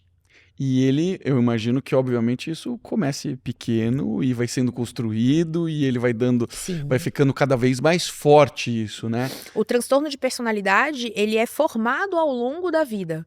A gente não faz diagnóstico de transtorno de personalidade na infância, nem no início da adolescência, mas assim, no final da adolescência, tipo 16, 17, e a partir dos 18 anos, né, início da vida adulta ali, 18, 20 anos, esse transtorno ele já é bem aparente, assim, já tá bem estabelecido, mas ele vai sendo formado ao longo de toda a vida, e como eu falei, é multifatorial. Existem fatores que são genéticos, existe ali a forma como aquela criança foi criada, foi educada pelos pais, a história de vida dela, fatores da própria personalidade dela também vão interferir nisso, então é um conjunto de coisas. Uma pessoa que está num relacionamento e essa pessoa foi se desenvolvendo dessa forma, com esse transtorno, por ser uma pessoa muito centrada nela, eu imagino que vai ser um desafio gigantesco dessa pessoa se entender, né? O que ela deveria fazer? Uma Porque pessoa com transtorno de personalidade narcisista? eu sou casado com uma pessoa que é narcisista. Puts. Como é que trata isso? Porque esse talvez seja um caso, não que o outro não tenha culpa, porque obviamente uma coisa influenciou a outra. Então. Sempre tem uma responsabilidade. Mas quando o outro destacou demais, né? Foi pro extremo, tá encaixando em todos os comportamentos. Meus sentimentos. Meus sentimentos, né? Porque o que acontece? Os transtornos de personalidade, de maneira geral, a gente divide os transtornos em duas grandes categorias: egocintônicos e egodistônicos. O que significa isso? Se você botar um paciente com depressão na sua frente, com transtorno depressivo maior, esse paciente ele vai te dizer invariavelmente da seguinte forma: Doutor Marcelo, eu era uma pessoa feliz, eu saía com meus amigos, eu gostava de tomar minha cervejinha no final de semana, fazer meu churrasco, sair com a minha esposa, brincar com meus filhos, até o dia X que eu comecei a ficar assim. Tem um evento. Então, o paciente, ele marca ali claramente um antes e um depois da depressão. Às vezes não tem um evento, mas assim, às vezes, aí eu fui começando a me sentir triste, a vida foi começando a ficar sem cor, eu nem sei porquê, mas hoje eu tô aqui, eu não sinto mais vontade de fazer nada. Então, o paciente, ele marca, né, pra você, claramente, um antes e um depois da depressão. Isso é o que a gente chama de egodistônico, ou seja, está distante de mim, não faz parte de mim. Ego significa eu. Então, é algo que está distante do meu eu. Eu não me vejo aqui. Esse não sou eu, né? Isso aqui é a depressão, mas não sou eu. Eu quero que você tire essa depressão de mim. Então, é assim que chega um paciente depressivo pra gente. Um paciente com um transtorno de personalidade, qualquer que seja, a gente tem 10 transtornos de personalidade hoje. O narcisista é só um dele. Borderline, por exemplo, que é outro bem famoso também, é outro. O paciente com transtorno de personalidade é o que a gente chama de egocintônico, ou seja, está em sintonia com o meu eu. Eu não consigo reconhecer aqueles meus comportamentos como problemáticos. Então, um paciente com transtorno de personalidade narcisista, por exemplo, ele vai chegar pra você e ele vai dizer: a minha esposa reclama de mim, mas eu sempre fui assim. É o meu jeito de ser. Ela já casou comigo sabendo que eu era assim. Então, eu nem sei por que ela tá reclamando agora. Porque eu nunca mudei. Ela que tá se incomodando agora, então a culpa é dela, na verdade, não é minha. Então, não há autorresponsabilização, e é muito difícil de você conseguir isso num tratamento. Não há reconhecimento dos comportamentos problemáticos. Então, se eu prejudico o Marcelo para ocupar o lugar dele no podcast, o paciente vai justificar da pior forma possível. O Marcelo que é idiota, imbecil, otário, ele tinha mais a que se ferrar mesmo, tinha mais a que perder o lugar dele, porque a responsabilidade é dele de fazer as coisas erradas. Se não fosse eu, seria outro que tomaria o lugar dele. Porque ele que é incompetente. Então, não há autorresponsabilização, não há reconhecimento de que esse comportamento é problemático. E, claro, tudo isso tem tratamento, tá? Eu não tô dizendo que é intratável ou que esse paciente não tem jeito. Exatamente, mas não é tão simples. É um caso não tão simples. E, obviamente, uma pessoa que tá casada com uma pessoa assim vai sofrer demais, né? Vai sofrer demais. Eu recebo muitas mensagens de muitas pessoas, né? As pessoas adoram classificar cada uma delas. E eu sempre levo para esse lado da alta responsabilidade, né? Eu falo, primeiro você muda. Porque quando você muda, você começa a enxergar as coisas de uma outra forma, né? Mas sempre existe um porém, assim, né? Fala assim, mas eu estou fazendo isso pelos meus filhos. Ontem eu até recebi uma dessa, eu falei, eu sempre respondo para tentar dar uma outra visão pra pessoa. Isso no direct, você fala? No direct, Instagram? Mas eu tava meio cansado ontem, falei, cara, essa eu não vou responder. Mas eu já respondi publicamente, assim. Quando uma pessoa quer proteger os filhos, que é esse caso, eu recebo demais isso. as mulheres aceitam sofrer em silêncio porque elas acham que estão protegendo os filhos. O que você acha disso? Muitas vezes o que se cria ali, entenda, é uma tentativa válida, tá? Mas assim, o que se cria ali é o que a gente chama de ambiente invalidante. Lembra que eu falei disso lá no início? Sim.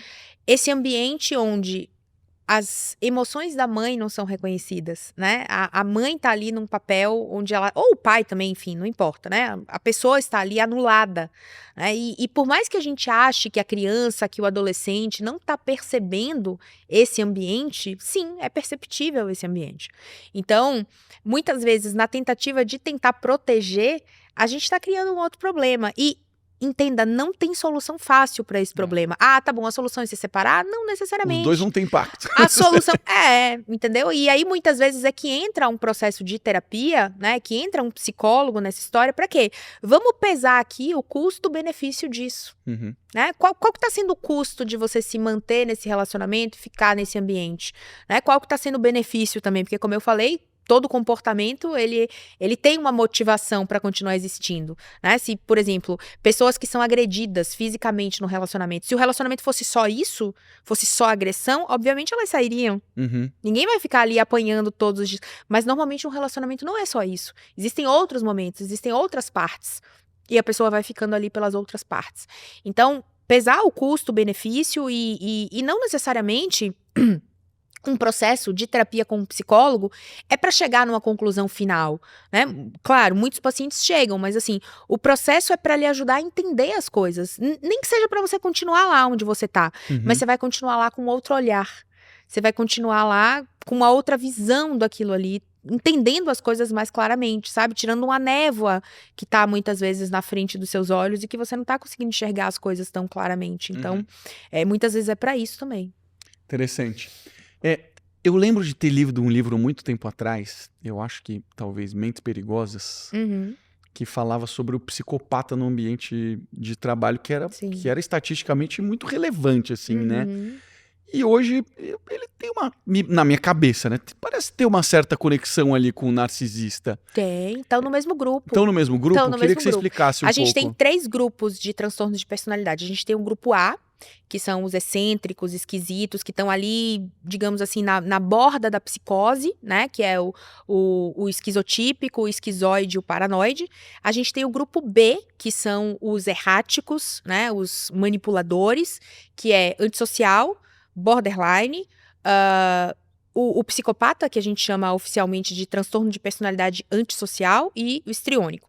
E a gente ainda tem o grupo C, que são os ansiosos. Então, a gente tem o transtorno de personalidade obsessivo-compulsiva, o TPOC, a gente tem o transtorno de personalidade evitativa, e a gente tem o transtorno de personalidade ansiosa, tá? Então, a gente teria esses transtornos aí de personalidade bem mapeados. E o antissocial e o narcisista, eles têm muitas características em comum, né? Porque eles estão no mesmo grupo e não à toa. E talvez sejam os 2 transtornos aí desse grupo que mais tenham similaridades. Os 2 carregam uma característica que são muito difíceis socialmente, que é a baixa empatia ou a ausência de empatia. Então, só por isso a gente já tem aí, né, nesses 2 transtornos, um fator complicador muito grande. Só que o que acontece? O narcisista, como o próprio nome diz, ele quer preservar a sua imagem, porque ele tem objetivos grandiosos, fama, poder, dinheiro, sucesso, ilimitados. O antissocial, não. O antissocial é aquele cara que tá vendo seu relógio aí, pô, esse relógio de Marcelo acho que vale alguma coisa. Então, na hora que ele vacilar, eu vou roubar, e vou chegar ali na frente e vou vender, e vou comprar droga, e vou, sei lá, comprar alguma coisa que eu quero. Então, assim, o antissocial, ele tem comportamentos que a gente chama, né, comportamentos antissociais, que é roubar, é matar, coisa que um narcisista dificilmente vai fazer, muito, porque isso afeta muito a imagem, né? Imagina, você deixou seu relógio aqui, eu roubei. Você vai saber que fui eu. Né?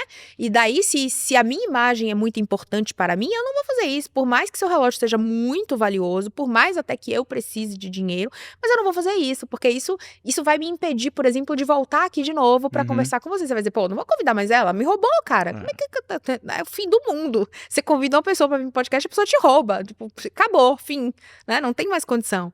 Então, assim, o narcisista, ele não vai fazer isso. O antissocial faz, porque o antissocial, ele tem essa característica mais imediatista, sabe? sabe? Então eu quero agora, eu não ligo pro sofrimento dele, não importa se esse relógio foi o avô dele que deu, e tipo, nossa, é algo que é muito valioso sentimentalmente pra ele, independente de ser financeiramente valioso também. Não me interessa, eu não ligo pros seus sentimentos. Eu vou pegar porque pra mim agora é importante, eu vou conseguir vender ali na frente e eu vou ganhar o dinheiro que eu preciso pra fazer o que eu quero e é só isso. Como é que a gente não percebe essas pessoas no ambiente de trabalho? Ou percebe e elas têm uma imagem projetada para quem poderia dar consequência? Porque enquanto ela está do seu lado, né? Eu trabalhei em empresa a vida inteira, né? Às vezes os superiores não percebem o que está acontecendo lá, né? Então ela faz um joguinho aqui e quando ela projeta para cima é outro diferente. É possível ter esse...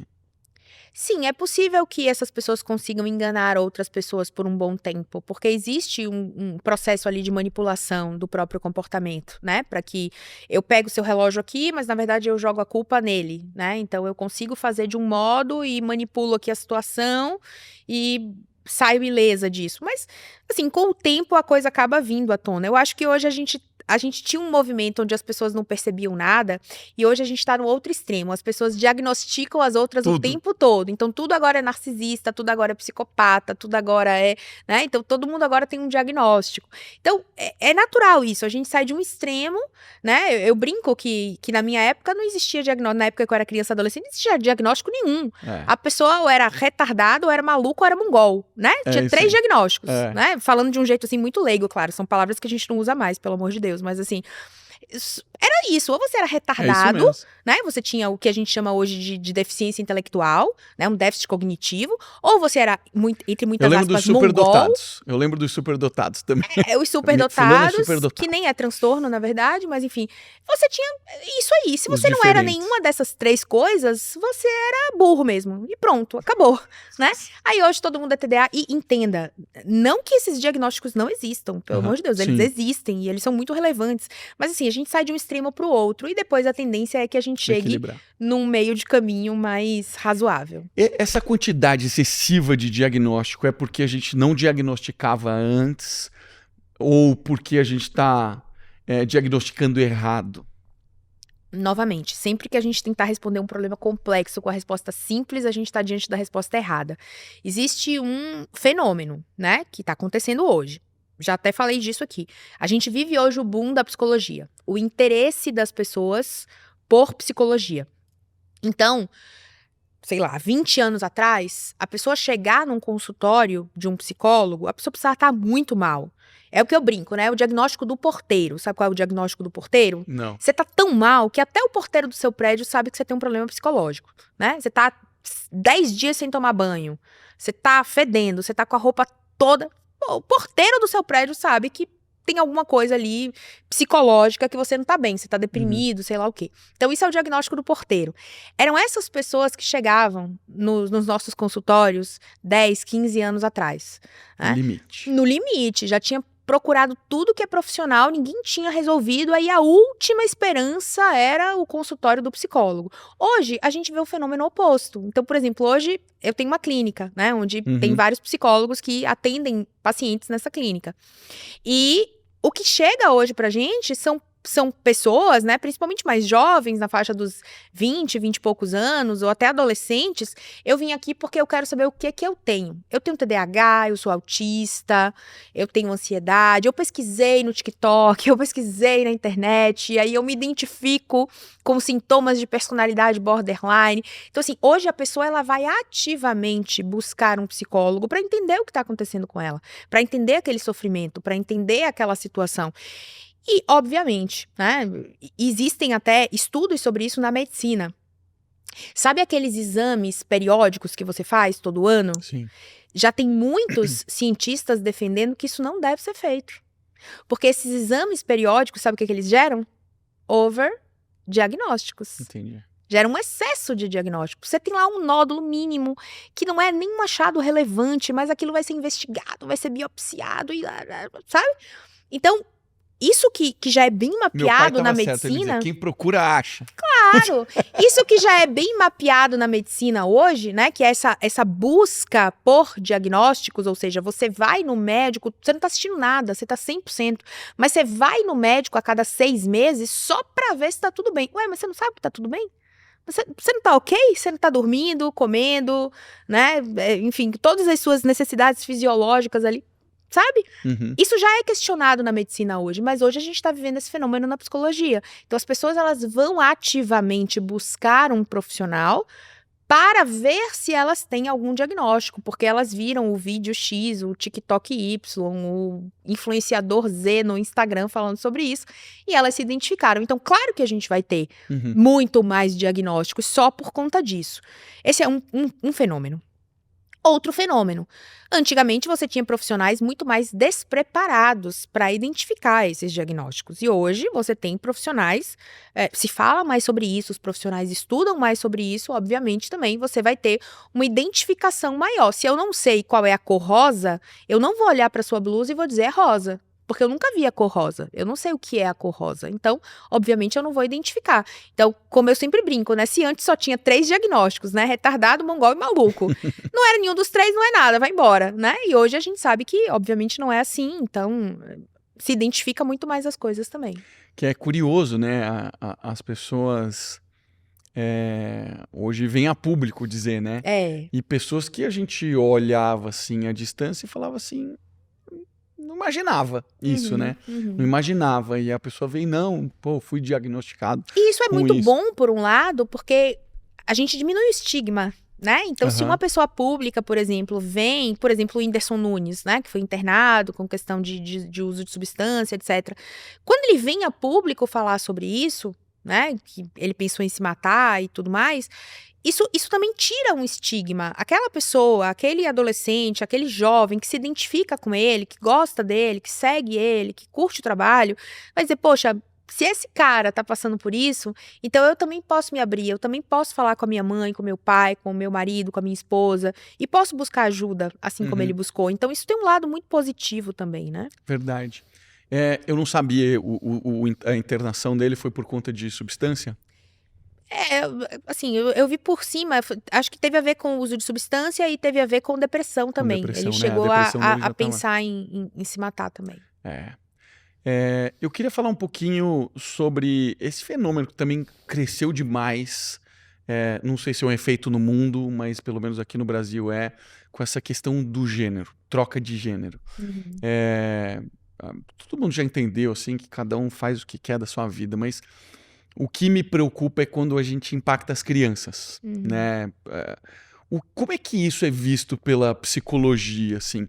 Quando que isso realmente faz sentido em uma criança e quando que isso deve ser tratado somente na fase adulta, né? Isso é o que a gente chama tecnicamente de disforia de gênero, tá? É quando existe um sofrimento associado ao fato de não se reconhecer naquele corpo. Sofrimento. Sofrimento. E esse sofrimento, ele é muito intenso. O que a gente tem hoje de dados, né, em relação à disforia de gênero? Primeiro, ela é rara, raríssima. Eu tinha escutado isso. Então, não acontece nessa frequência que você vê no TikTok, por exemplo. É a mesma coisa de TDI, né? Que é o transtorno da identidade, né? Que é o quê? A pessoa tem múltiplas personalidades. Isso é tão raro que tem até pesquisador que questiona a existência, de fato, desse transtorno. Tá? Mas o que ocorre? Hoje você vai no TikTok, você digita lá TDI, vai aparecer 1 milhão de pessoas, né, com transtorno dissociativo de identidade. Então, você sabe que tem alguma coisa errada ali. Você sabe que tem, é fato. Tinha uma menina que até foi pro Fantástico e tal, ela tinha personalidade que era fada, ela tinha umas coisas assim, enfim. E com a disforia de gênero, você vê um fenômeno semelhante, né? Um transtorno que é extremamente raro, você vê numa frequência que é incompatível com a literatura. Esse é o primeiro ponto. O segundo ponto, quando de fato há uma disforia de gênero, há um sofrimento muito intenso, muito intenso. E sim, isso pode acontecer desde a infância, mas hoje o que a gente tem preconizado é que os tratamentos que de fato vão causar alguma modificação, eles devem ser feitos na vida adulta. Por que isso? Porque existe aquilo que a gente chama de fases do desenvolvimento. E durante as fases do desenvolvimento, é normal que determinadas situações causem estranheza e a gente tente explicar isso. E aí vem a história do efeito manada. Eu sou adolescente, tenho 12, 13 anos, por exemplo. Estou passando por diversas transformações no meu corpo que eu não entendo. Estou descobrindo a sexualidade, que também para mim não é uma coisa clara. Não tenho com quem conversar. Estou lá no TikTok e vejo alguém dizendo: eu me identifiquei, eu era menina, mas hoje eu me identifico como menino e isso resolveu a minha vida, porque eu digo, opa, acho que é isso aí que eu tenho, sabe? Então, isso infelizmente pode acontecer, porque nesse estágio do desenvolvimento é normal que surjam desconfortos. E eu não estou dizendo que, novamente, não exista a disforia de gênero. Existe. Porém, o que a gente já sabe em termos de literatura? Muitas pessoas que passaram por isso, e passaram inclusive por transformações corporais, né, hormonioterapia, etc., lá na frente se arrependeram e quiseram desfazer. E muitas vezes Não tem reversão. Né? Não conseguem reverter 100% ou, enfim, dependendo do procedimento que foi feito, não é nem possível reverter. Então, novamente, eu vou repetir, a disforia existe, ela é um fenômeno que causa muito sofrimento, porém, ela de fato é rara. E esse efeito manada que a gente vê nas redes sociais, né, com o transtorno dissociativo de identidade, com a disforia de gênero, ela tem que ser vista com muito cuidado, né, e tem que ser avaliada pelo profissional da psicologia com muito cuidado, porque existe uma fase da vida onde desconforto com o corpo, desconforto com a sexualidade é normal, é esperado. Só que se eu vejo um vídeo que me explica isso, eu, enquanto adolescente, eu tenho a tendência a aceitar aquela explicação e tomar aquilo como verdade, o que é perigosíssimo. Porque eu posso entrar num campo que, na verdade, não é aquilo, e lá na frente eu vou me arrepender. O que a gente tem escutado é que você é o que você quiser ser. Né? Então, é tipo assim, você escolhe, né? Então, o que você está dizendo aqui, a ciência está dizendo que não é bem isso. Eu posso ser polêmica? Pode. Existem algumas frases que são atribuídas à psicologia que são os maiores erros da humanidade. Isso nem é psicologia, tá? Isso é psicologia de botequim. Mas, vamos lá. Você pode ser o que você quiser. Cada pessoa tem seu tempo. Não. Cada pessoa não tem seu tempo, não. Existe um tempo, tá? Existe um tempo real, ok? É a mesma história. Cada criança tem seu tempo. Não. Se tem uma coisa que é bem estabelecida na psicologia, são as fases do desenvolvimento infantil. A gente sabe muito bem o que deve acontecer em cada fase. Então, se uma criança de 3 anos não anda e não fala, ela não está no tempo dela. Ela tem um atraso. Ok? Isso precisa ser investigado. Então, essas frases que foram atribuídas à psicologia, que na verdade é uma psicologia de botequim, né? Como eu brinco, elas são perigosíssimas. Porque você entra num campo que é meio que o campo que a gente está vivendo hoje na sociedade. Tudo pode, a gente tem que aceitar tudo, eu quero ser animal, eu quero ser... Não é assim. Você pode até querer ser o que você quiser, mas você vai enfrentar as consequências disso, né? Então, você pode ignorar a realidade, mas você não pode ignorar as consequências de ter ignorado a realidade. Né? Isso aí não dá pra fazer. Então, existem certas frases que foram atribuídas à psicologia, que na verdade nem são, se você buscar. Quem foi o teórico que disse que cada pessoa tem seu tempo, que cada criança tem? Não tem nenhum teórico da psicologia que disse isso, tá? Mas assim, as pessoas botaram isso no saco da psicologia. E que vai nessa mesma linha, não é verdade. Os estágios do desenvolvimento ao longo da vida, eles são muito claros. Então, assim, né, se você com 40 anos de idade acredita que uma boneca é uma criança de verdade, existe algo aí que precisa ser investigado. A história do bebê reborn. Sim. Existe algo aí que precisa ser investigado. Você está fora do seu estágio do desenvolvimento. É normal que uma criança de 4 anos, de 3 anos, de 5 anos, talvez, acredite que aquela boneca é filha dela. Aí tá tudo bem, né? Você vê, e você vê isso claramente quando você acompanha uma criança, por exemplo, um filho.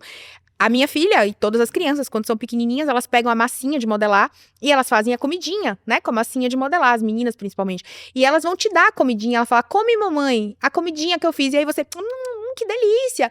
Ela vai crescendo, ela vai abandonando esse comportamento. Então, você não vê uma criança de, sei lá, 9 anos fazendo comidinha de massinha de modelar e dando pro adulto comer como se aquilo fosse uma comida de verdade. Ela vai claramente evoluindo ali num processo natural, onde a fantasia deixa de ser tão presente e a realidade passa, as brincadeiras vão mudando, os interesses vão mudando, porque é normal. Então, assim, pode tudo? Pode tudo. Você pode ser quem você quiser? Até pode, mas você vai ter consequências com isso. Se com 40 anos você leva uma boneca num hospital, que eu acho até que isso é um caso isolado, né? Que a rede social pega isso e faz parecer que tá todo mundo levando o bebê reborn no hospital pra, sabe? Enfim, não é. Mas entenda, se isso realmente acontece, se de fato isso aconteceu, sim, essa pessoa, ela precisa, né? Ou, enfim, precisaria passar por uma investigação do ponto de vista psicológico, porque tem algo ali que está fora do que é esperado para esse estágio da vida, naturalmente. Fernanda, eu vivi uma situação muito interessante que eu fico tentando transpor para o dia de hoje o que teria acontecido com essa criança. Que foi mais ou menos assim. A mãe teve um filho, mãe separada, e esse filho nasceu menino, um homem. Ok. Só brincava com coisa de menina. Brincava de boneca, ele fingia de princesa. E ao longo do crescimento dessa criança, foi se percebendo que ele não se enturmava com os primos, se enturmava sempre com as meninas. E ele não gostava das brincadeiras dos meninos, gostava das brincadeiras das meninas. Ele era mais delicado, a voz dele já era mais diferente. Isso desde bem pequenininho? Desde bem pequenininho. E aí, o que ocorre? Junta a família, fala assim, ó, seu primo é diferente, seu primo é assim, provavelmente ele vai ser isso. Aí começou-se a criar uma história de que ele ia ser um menino gay, pelo menos era a conversa que se discutia ali. Aí esse menino cresce, vira adulto, e ele é homem, não gay. Começa a namorar mulheres. Ele nunca se identificou como... Nunca falou nada sobre isso. Em caso, assim, de disforia, normalmente acontece isso na infância. Todo mundo esperou, falou, poxa, ele vai querer, vai ser um homem gay. Não, ele foi um homem hétero. E eu fico imaginando, assim, porque ele deu todos os indícios ali pra dizer que alguma coisa aconteceria. Não tô nem falando de disforia, mas que pelo menos ele ia seguir um caminho. Com homens. E não aconteceu. E eu fico imaginando, poxa, ele não sofria, ele era um menino super feliz. Sim. Ele brincava, ele dava risada, não teve nenhum momento de crise na vida dele. E você conhece ele ainda? Convive com ele? Você já chegou a conversar sobre isso com ele? Não, nunca conversei com ele. É um tema sensível, assim, pra família? Não é um tema sensível, é que eu não tenho proximidade. Entendi. É mais próximo de uma outra parte. Seria interessante, assim, pra gente poder discutir sobre isso, né? Seria interessante entender a visão dele sobre isso, Total, assim. Como é que... Porque, enfim, talvez também, assim, só eu cobrando aqui, né? Não conheço a situação. Mas talvez, assim, socialmente ele se apresente como esse, entre aspas, homem hétero, mas talvez, enfim, né, na intimidade dele ele também se relacione, né, e, enfim, não há nenhum problema nisso, mas tá tudo certo, mas só ela cobrando aqui, né, muitas vezes isso acontece, por conta de uma pressão da sociedade, que talvez eu tô entendendo que nem teve na família, tipo, todo mundo meio que foi compreensivo, foi velado, entendeu? digamos assim, foi meio que assim, ó, ele vai ser isso, foi meio que taxado. Então já aceite, já não tem um preconceito. Mas talvez às vezes nem vem da própria família, vem do próprio entendimento da pessoa que eu vou ter um sofrimento se eu assumir isso, né? Então, enfim, eu vou... Também pode ser isso, né? Eu vou fingir aqui, entre aspas, né? Vou manter aqui... Também não sei, né? Novamente, teria que conversar com ele pra entender. Eu achei isso muito curioso. E eu fico... Porque pelos casos que a gente vê de pais de pegarem seus filhos muito pequenininhos, eu não me recordo de ver eles sofrerem. Você colocou que esse é um elemento fundamental aqui. Muitas vezes não, eu quero. Talvez muito parecido com o que essa pessoa tenha vivido. Por isso que eu fiz esse paralelo. E aí meio que você já começa a induzir a pessoa a ir para este caminho. Aí a pergunta que vem na minha cabeça é, você falou que esses transtornos de personalidade, eles são construídos ao longo da vida. Esse também... Esse, quando eu não me identifico nesse... A disforia, no caso? A disforia. O que ocorre? A gente tem muito pouca pesquisa sobre isso. Tem uma questão emblemática que aconteceu na década de 90 em relação à homossexualidade. A homossexualidade era considerada um transtorno mental até a década de 80, mais ou menos. Chamava-se homossexualismo e estava no DSM como uma perversão sexual. Obviamente, enfim, reconheceu-se o erro, né, e se retirou, né, e o termo homossexualismo, ele não é mais Não usado, e hoje, né, a gente trata isso, a gente trata não no sentido de tratamento psicológico, a gente vê isso de uma outra forma. A disforia de gênero. E aí, o que aconteceu? Lá na década de 90, teve um grupo de pesquisadores fora do Brasil, internacionais, me lembro se era dos Estados Unidos, da Inglaterra, enfim, que eles tentaram estudar o gene da homossexualidade. Eu não sei se você vai lembrar disso. Não. Essa pesquisa existiu. E esses pesquisadores, em algum momento da pesquisa deles, foram acusados pela própria comunidade científica e, enfim, por toda a mídia, etc., de serem preconceituosos. Né? E de estarem ali fazendo uma pesquisa para tentar descobrir um problema, um gene, etc. E essa história ela foi tão emblemática que a partir daí você não tem mais estudos sobre essas questões, né? E aí a disforia de gênero, não que seja a mesma coisa, são coisas diferentes, mas enfim, entra Tava nesse coligado espectro ali. também. Basicamente a gente não tem Não se aprofunda mais pesquisas isso. sobre isso, né? De onde vem isso? É genético? Não, enfim, infelizmente a gente não tem, né? Porque nenhum pesquisador quer meter... E aí, pra piorar a coisa, hoje a gente vive num mundo polarizado, onde falar disso Tem muita pressão, né? significa se posicionar politicamente, de um lado ou do outro, e as pessoas não querem isso, então assim, ninguém mete a mão nesse vespeiro. A grande realidade é essa, né? A gente simplesmente não sabe. Aí, novamente, pra te dar uma resposta politicamente correta, a gente vai dizer que é multifatorial. Deve ter fatores genéticos, biológicos, de história de vida, de personalidade, tudo isso junto, enfim. É multifatorial. Interessante. Porque quando eu estudei um pouco disso para entender, eu vi que o primeiro caso de transição de gênero, acho que documentado, Foi o da garota dinamarquesa. Esse Foi é no um, filme, mas eu tinha visto de um médico que fez que um casal que teve 2 filhos homens, gêmeos, se eu não me engano, Ah, gêmeos. sim, que E um ele morreu, o teve, outro se suicidou, né? Um negócio bem bizarro, assim, ele né? teve, durante o parto cortaram o pênis Sim, do isso, rapaz isso. e o E o médico médico recomendou sugeriu que que ela ele fosse fizesse a criada transição de gênero. como menina. E foi um negócio Foi bizarro. terrível, assim, né? E quando eu fui estudar isso, eu falei, cara, eu fiquei pensando sobre isso, né? Como é que isso se desenvolve? E na minha simplicidade da minha cabeça, eu falei, cara, isso é uma construção social, deveria ser uma construção social. Porque eu fiquei pensando, se você isolasse o sujeito numa ilha deserta, onde ele não tivesse influência social, possivelmente isso não existiria, né? Eu fiquei questionando, então... Mas é duro a gente entender que não existe avanço da ciência pra gente entender isso, porque a gente fica meio sem limites.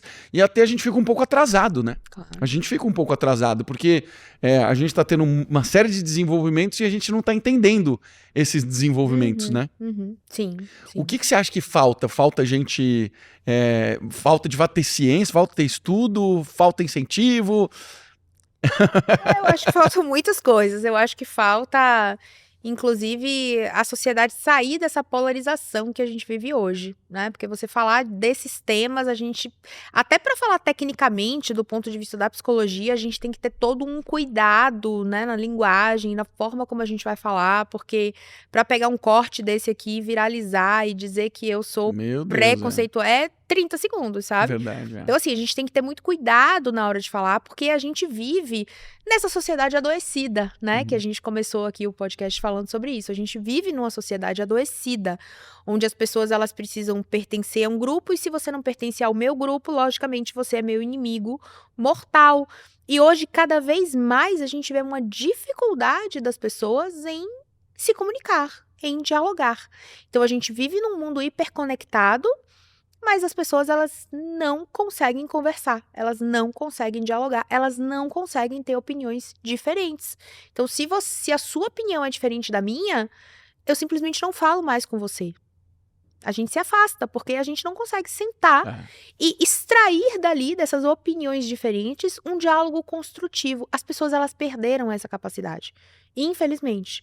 Eu não sei se a gente vai conseguir recuperar isso, sinceramente, não sei, mas eu espero que sim, eu espero que a gente consiga discordar um do outro e que a gente consiga tirar um diálogo construtivo disso, que a gente consiga olhar para o seu ponto de vista e você consiga olhar para o meu ponto de vista e que a gente consiga entender que, por mais que eu discorde, algumas coisas ali fazem sentido, porque na vida as coisas não são preto ou branco, né? As coisas tem muitos tons degradês aí entre o preto e o branco. Então, eu acho que falta principalmente isso. Eu acho que falta as pessoas estarem abertas ao diálogo, né? A ouvir o outro.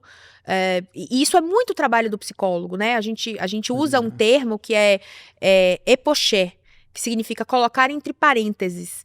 Então, assim, quando eu vou atender um paciente, eu preciso colocar as minhas questões entre parênteses, né? Por exemplo, se você vai atender um paciente que é pedófilo, como que você vai atender esse paciente se o tempo todo você está pondo ali as suas questões, os seus valores, o que você acredita na frente dessa escuta, né? Se você vai atender um paciente que, sei lá, tem o que a gente chama ali dentro dos transtornos sexuais, né?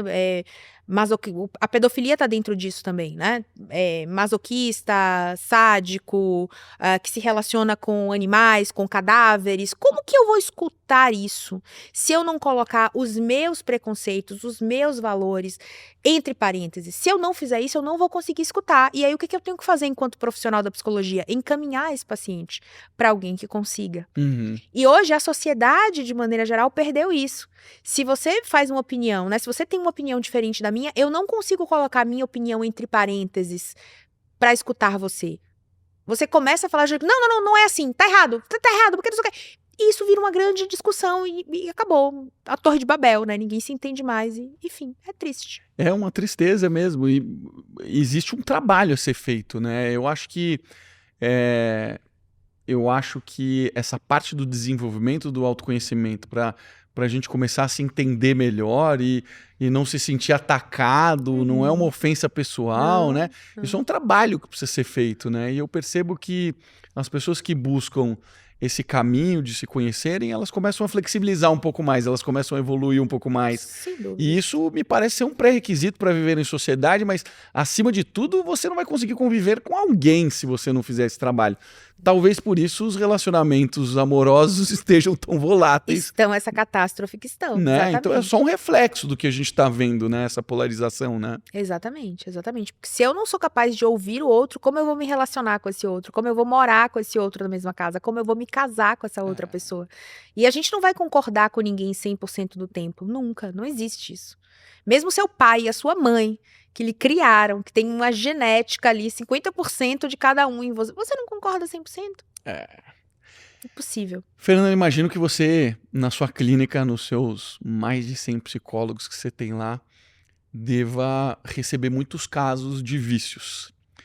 A gente escutava muito no passado, imagino que hoje continua, mas era predominantemente o homem e o álcool. Hoje é o homem, o álcool e a pornografia. Como é que a gente está lidando com essa questão da pornografia? Porque a primeira vez que eu toquei nesse assunto no meu Instagram viralizou, obviamente, foi uma enxurrada de pessoas falando sobre isso e de pessoas sofrendo, assim, Muito. de não conseguir encontrar uma saída, de como isso é nocivo para o ser humano e para o casal, né? Muito, muito nocivo. Existem comportamentos que estão dentro do espectro daquilo que a gente chama de transtorno de controle de impulsos. Então, por exemplo, jogo online, vícios Tigrinho. em jogos, né, das bets, que hoje é uma lástima, aqui no Brasil principalmente. Pornografia online, compras compulsivas, né, tudo isso está no mesmo espectro, tá? Que é o que a gente chama de transtorno de controle de impulso. Então, eu tenho um impulso e eu vou lá e faço uma coisa e eu fico ali fazendo, né? Então, a pornografia, o jogo online, as compras compulsivas, seja online ou não, elas estão nesse espectro. E não é fácil tratar isso. Porque, como eu falei, do mesmo jeito que um vício em pornografia, né, para falar numa linguagem do senso comum, o vício em pornografia, ele traz um prejuízo imenso para a vida da pessoa, mas ele também traz um prazer, uma satisfação, um prazer sexual mesmo, né, que é absurdo. E é muito difícil a pessoa abrir mão desse prazer, ainda que ela saiba que ela tem um prejuízo, talvez até maior do que o prazer que ela tem. Mas aquilo mantém ela ali. A mesma coisa com as compras, né? São comportamentos que a gente chama de comportamentos dissociativos. Em que sentido? Enquanto eu estou ali num site rodando e botando coisas no carrinho, é como se nada mais ao meu redor existisse.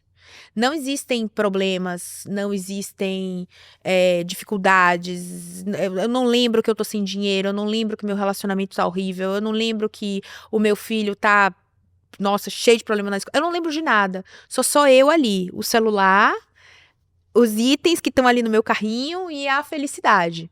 A pornografia é a mesma coisa, né? No momento em que é muito mais comum em homens, então no momento que o cara pega o celular, vai pro banheiro, se tranca lá ou espera a esposa dormir, né? E vai assistir pornografia online, a vida dele para. Ele tem um processo dissociativo ali naquele momento, no sentido de não existe mais nada, só existe eu, o celular, aquele vídeo, né? E a masturbação ali no momento em que ele tá assistindo o vídeo. E só existe aquilo.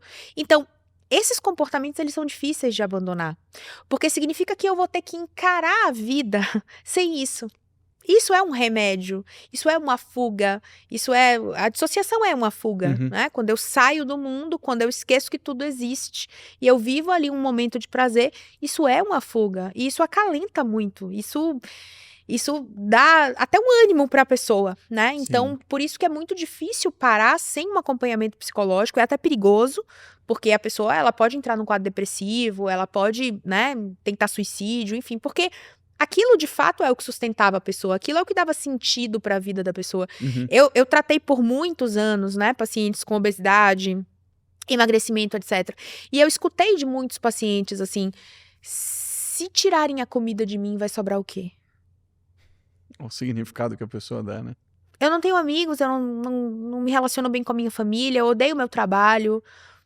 O meu prazer está em sentar à noite, sozinha na minha casa, e pedir 2 pizzas família e tomar um pote de sorvete. É esse o meu prazer. A gente vê isso com álcool também, né? Que também, todos esses comportamentos aí, comida, droga, pornografia, compras, etc., jogo, tá tudo no âmbito do impulso, né? E a gente vê isso com álcool também. Muitos pacientes que falam, né? Pô, mas se eu parar de beber, vocês querem me tirar minha única felicidade, cara, que é minha cerveja, que é meu vinho, que é meu uísque, vai sobrar o quê na minha vida? Tudo é ruim, tudo é ruim. Então, esses comportamentos dissociativos, muitas vezes, eles são o pilar que sustenta aquela pessoa. É o único prazer que a pessoa tem na vida. O relacionamento amoroso dela é horrível, o relacionamento familiar tá destruído, o trabalho ela odeia, a família ela praticamente não fala com ninguém, ela só tem aquele momento de prazer. E aí você chega pra ela e você fala, ó, tá te prejudicando. Ela fala, eu sei. Aí você tem que parar. Ela fala, também sei. mas vai sobrar o quê na minha vida, sabe? Então, o que a gente tem que fazer muitas vezes? O processo que a gente chama de ampliação do repertório comportamental. Sem isso, a gente não vai conseguir tirar a pessoa Senão disso. não consegue substituir, né? Não. A gente não muda um hábito, a gente substitui um hábito. Então, quais são as pessoas, por exemplo, eu gosto muito de usar esse exemplo. Quem é que sai da droga? Aquele paciente viciado na Cracolândia, quem é que sai da droga? Normalmente é um paciente que entra na igreja. Por quê? Porque a igreja salva? Bom, aí vai da crença, da fé de cada um. Sim. Não é isso. A igreja faz você girar 180 graus na sua vida.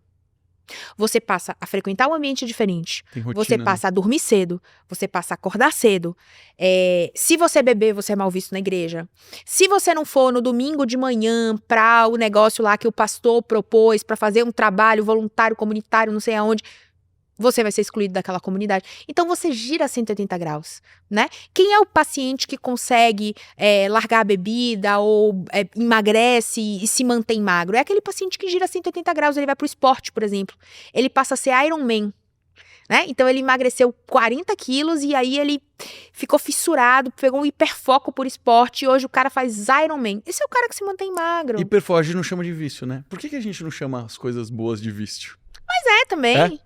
Claro que é. Porque Tudo no que fim você das faz contas em ele tá excesso, viciado lógico. no triatlon, em Lógico, treinar. tudo que você faz em excesso, tudo que você faz muito. Agora, o que diferencia, né, algo que lhe prejudica de algo que talvez. Porque o esporte prejudica também. Prejudica menos, né? Prejudica bem menos, dá vai. lesão, né? Enfim, muitas pessoas que se dedicam extremamente ao Não é esporte não saudável. têm vida social, É. né? Então, muitas vezes isso prejudica o relacionamento da pessoa, por exemplo, porque eu conheço pessoas que treinam pra Ironman, por exemplo, que a esposa reclama muito, né? Pô, a gente não pode sair à noite, porque dia de sábado tem que acordar 3 da manhã pra treinar, aí dia de domingo tem o treino de natação, que não sei o quê, que tem que ser 6 horas da manhã, então não pode sair sábado de noite. Se sai não bebe, fica chato, aí todo mundo se incomoda, porque, fulano não bebe mais, não sei o quê. Então, enfim, tudo tem prós e contras, né? Tudo Mas, excesso, né? mas mesmo coisas que supostamente são boas, né? Como, por exemplo, o esporte, elas podem se tornar um problema, né? A gente tem casos, né, de pessoas daquilo que a gente chama de vigorexia, que são pessoas que começam a treinar, por exemplo, musculação, e tem ali um transtorno dismórfico corporal, que querem ficar cada vez mais fortes, nunca tá Ficam sem limite. suficiente, e vai treinar 2 vezes por dia, e de manhã faz superiores, de tarde faz inferiores, e aí começa a usar substância para poder crescer mais.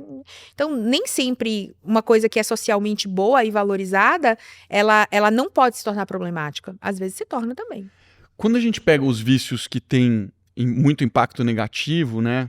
Como a bebida, você às vezes perde função, você vai ficar com dor de cabeça, você vai ter a ressaca, talvez você não vai conseguir se alimentar direito, você vai ter um desafio importante ali, né? Quando a gente pega a droga, a mesma coisa, né? A comida, a mesma coisa, você vai engordar, você vai ter desafio com roupa, você não vai gostar da sua imagem. Agora, a pornografia, ela me parece ser um dos elementos que você passa desapercebido. Uhum. Em uma sociedade que a maior preocupação me parece ser o externo e não o interno, aparece essas coisas tipo assim, gente que não quer mais se relacionar com o outro. Sim. Que não tem mais, não preciso. Tem uma boneca aqui que é perfeita, tem o 3D, já tá aparecendo umas personalidades assim, né? Já tá se discutindo esse universo aqui. Da nova geração, né? Uma loucura dessa nova geração, dessa nova fase que a gente tá vivendo, né? Sim. Coisa que eu acho que ainda nem deu tempo da gente começar a estudar o que é isso, né? Sim. Eu tenho, inclusive, uma aula no YouTube que é sobre um filme que é interessantíssimo, né? Que é A Garota Ideal. Não sei se você já viu esse filme. É um cara que aparece um belo dia, ele é um cara esquisito, entre aspas, né? Um cara caladão, estranho, que não tem muito relacionamento, a família se preocupa com ele. Um belo dia, ele chega pro irmão e fala, olha, eu vou te apresentar minha namorada. O irmão fala, meu Deus, que coisa maravilhosa, Finalmente. eu nem tô acreditando que você tá se relacionando com alguém, que coisa boa, a gente já tava preocupado e tal.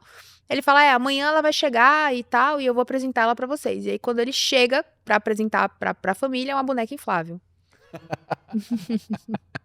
E aí, enfim, o filme é muito legal. Eu fiz uma análise lá no YouTube Que legal. do diagnóstico dele, né? Enfim. Aí tá lá pra quem tiver interesse. E o filme é muito bom. O filme é muito bom. E aí, assim, de fato, o que acontece, né? Essas personalidades, assim, elas sempre existiram. Talvez hoje, com a rede social, a gente consiga ver mais, a gente consiga ter mais acesso a isso. Mas sobre a pornografia ser silenciosa, sim, assim como as compras também, né? A pornografia acomete muitos homens, as compras acometem muitas mulheres, né? E é silencioso. Muitas vezes você vê uma pessoa ali e você não faz nem ideia do que acontece dentro da casa dela, o que se passa com ela. E aí, quando que isso afeta muito a vida dela? Quando ela tem relacionamentos, quando ela mora com alguém, né? Quando ela é casada, basicamente. Então, se o marido é viciado em pornografia, isso vai afetar imensamente a esposa. Se a esposa é viciada em compras, né? Se ela tem ali uma questão com compras compulsivas, isso vai afetar absurdamente a família toda, no sentido de financeiro, inclusive, né? Então, mas para quem tá de fora, isso muitas vezes não chega, né? É diferente, por exemplo, da comida, é diferente muitas vezes até do uso de substâncias, que fica uma coisa muito gritante, né? São vícios, entre aspas, mais silenciosos, sem dúvidas. Fernanda, a psicologia moderna, já existe algum vínculo com a espiritualidade? A espiritualidade em algum momento entra na psicologia? existem pesquisadores que estudam especificamente esse tema, né? Do quanto a espiritualidade ela pode interferir na nossa vida e o quanto isso pode ser benéfico, inclusive, né? No sentido de, por exemplo, existem estudos mostrando que pacientes com câncer que têm fé em alguma coisa, né, em Deus, enfim, em qualquer coisa, são pacientes que melhoram mais. Lembra da história da desesperança que eu falei lá no início? Sim. A fé dá muita esperança. Verdade. Por mais que eu não esteja vendo nada agora, por mais que eu não esteja vendo o futuro, mas eu vou na igreja, eu converso com o pastor, eu converso com o padre, né, eu converso com alguém da comunidade ali da igreja e essa comunidade, ou esse pastor, ou esse padre, ele transfere um pouco da esperança para mim. Legal. Quando eu acredito naquilo, claro. Então, assim, você diminui a desesperança das pessoas quando essas pessoas têm fé. Então, isso já é bem estudado. É claro que não é a única via. Existem outras vias para você desenvolver a esperança, claro. Mas, sem dúvidas, que a religião ajuda muito nisso. Muito bom. Fernanda, queria te agradecer. Obrigado por você ter vindo bater papo com a gente. Fica à vontade, vou deixar seu link aqui para o pessoal te conhecer. Hoje você é só professora, empresária ou você ainda atende? Não, ainda atendo. Você ainda atende? Ainda atendo e hoje eu tenho meus cursos, né, de pós-graduação, então eu ensino só pra outros psicólogos, né? Sim. Só para psicólogos. Sim. O seu curso hoje fala do que, esse último? Eu tenho uma pós-graduação que é sobre psicopatologia, que é para aprender... Que é esse assunto que a gente acabou de falar. Dos diagnósticos dos transtornos mentais, e tenho outra pós-graduação que é sobre o tratamento das terapias cognitivo-comportamentais. TCC, muito bom. E hoje o seu trabalho na internet é predominantemente produção de conteúdo, tanto para pessoas como eu, quanto para o profissional? Sim. Para os dois, né? Para os dois. Ela tem cada conteúdo, galera. Segue aí no perfil, tá linkado aí na descrição. Obrigado, Fernanda. Foi um prazer. Obrigada a você, adorei.